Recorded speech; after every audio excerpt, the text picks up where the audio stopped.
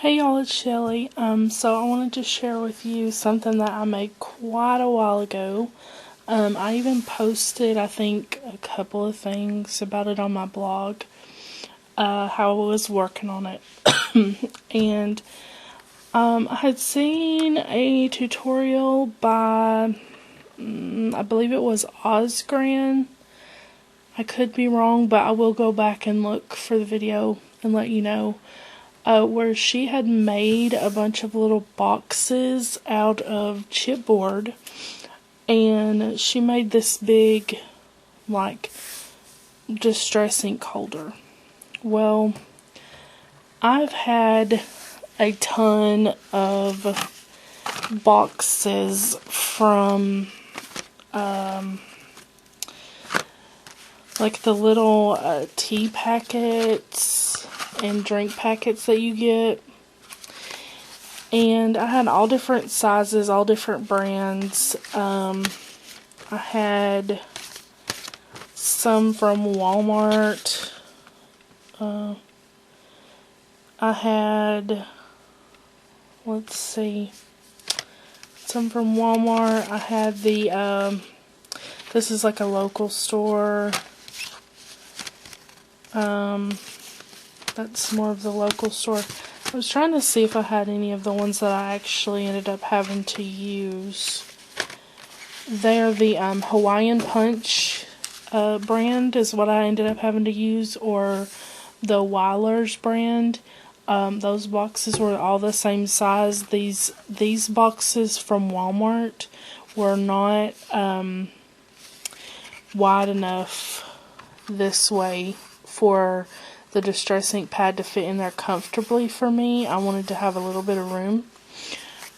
So what I did was I flattened them all like I did this one.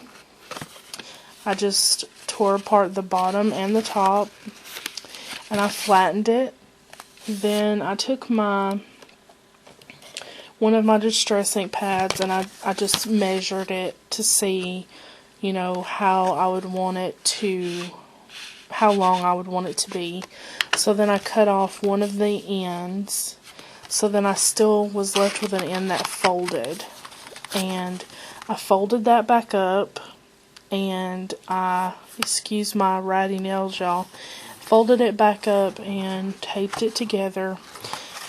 And then I just continued to do that, and I did 5 on each section. I really wish I had done more, but at the time I really didn't think I'd be getting a whole lot more of these inks. Well, now it's full. I have one slot open, and this is where that one goes, but I have one slot open now. So if I want to add more, I'm gonna have to either make another one of these or, you know, do something. So I showed you earlier the Rolodex I had done, and I did it in this same paper. I just did all of the things I do for my room. I'm trying to use this same paper. If I ever run out, I'm not sure that I can get any more. But so yeah, that's what I did, and I just stacked the 5. And so this is the side of those 5, and then this is the side of this 5. So I just put them all together, and so I had this one section right here. It was all in a section. Well, I I decided that I needed somewhere for my stickles and what few alcohol inks that I had at the time. At the time, I had 3 alcohol inks, and now I bought a couple of sets for a specific project. So now I have they're full.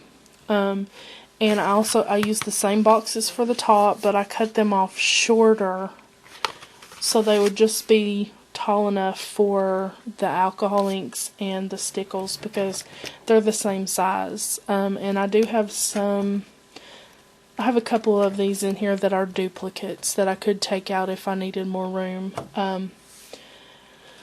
So yeah, and then I did them by color as much as I could. So then I had this section and this section. Now, another thing I would also recommend is I wasn't too crazy on my measuring, and it came out a little bit wonky. I wish that I had measured better, because when I cut the tops off of these, they ended up being different lengths, so I had to go back and try to fix them with my knife after they were all glued together, and that was really hard to do. And I'm not sure if you can tell, but this piece right here is crooked. I tried to cover it up as much as I could with the paper. I put these little pins in there, even just anything to draw your eye away from how crooked it is. But it's very functional for me. I used some of the really big, I don't know what size this is, mesh black bling. It's not really bling because it doesn't have any shine, but so I had this piece then and this piece. Well, then I couldn't decide if I wanted to add another section like this on the bottom, but I had my Versamark and like a couple of other pads that, like my stays on pads. I only have two. I have the jet black and the timber brown, but I had two of them, and I have three stays on pads, but one of them I don't have open. And then I've gotten this archival pad since I made this, but I didn't have anywhere for the longer pads, so I thought, okay, what can I do with these? Because I wanted all of my inks to be together. And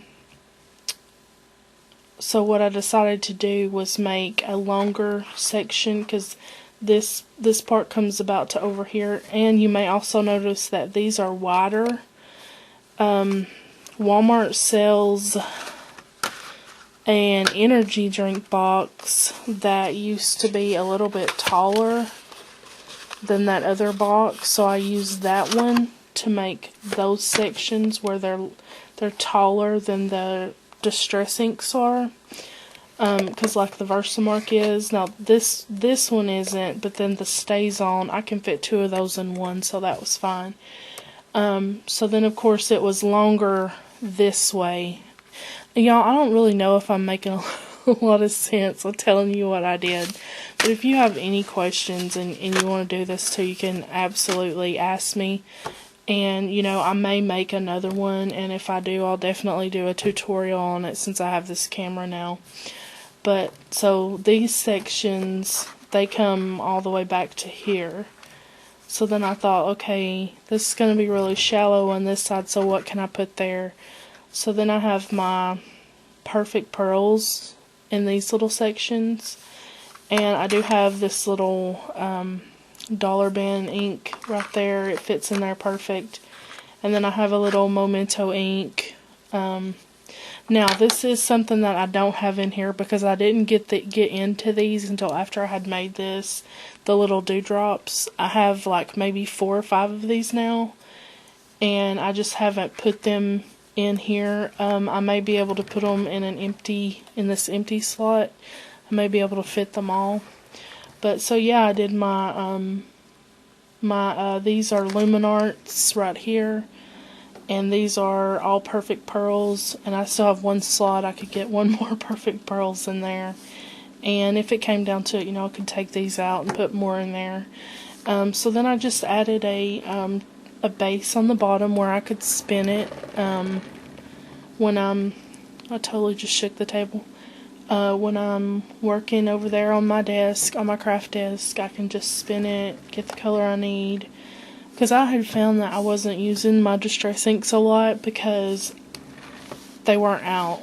And that's one reason why I'm doing the Rolodex also, so that I can use things that are not out. I can see them by just flipping through it. Because I like to have everything put away in the cabinet neat and tidy, so that if somebody comes over, it's not laying out for the kids to get in it, and I don't have to worry about it. So yeah, but I love this. This is one of my favorite things that I have. I've had it made for a long time now. But I just painted all those boxes black, and I haven't done too much embellishing here on the bottom. It's just the red. I need to cover up the corners. So there's a little bit more embellishing I need to do. But I'm really happy with this. This is one of my favorite things. And if you're looking for the base on the bottom, let me see if I can show you without having to. Okay, do you see that thing right there? This piece right here, this clear piece, that's what makes it turn. And I got mine. I just pulled that piece off, y'all. I'm sick now. I got mine at Scrap-A-Dab-A-Doo, and they had different sizes. I did mine in a 6x6 because these fit perfectly when I folded them up on the 6x6 card or 6x6 chipboard pieces that I had. So I just I used actually on the bottom I ended up using a piece of cardboard, and then a on that side, because of the difference in the height, and then on this side it's just the three boxes that I cut, and then it's on the chipboard base, and then I used E6000 to glue it onto the spinner. And like I said, I got that at Scrap-A-Dab-A-Doo. They are really, really friendly ladies there. I've ordered from there a couple of times, I believe. Excuse me. And I always get a nice thank you card, and they're just really lovely and really sweet. So, you know, if you have any questions on this or comments on how I could have made it better and not made it crooked on the top, give me your ideas. I would love to hear it, because I may do another one of these. I may do another one to accommodate a couple of more distress inks, and then maybe be able to keep my memento inks as well. I even thought about doing one for paints and embossing powder, because I just love how it's just right there. And you know, you could slant the boxes if you wanted to do stickles like this way. You know, there's just so many things you can do.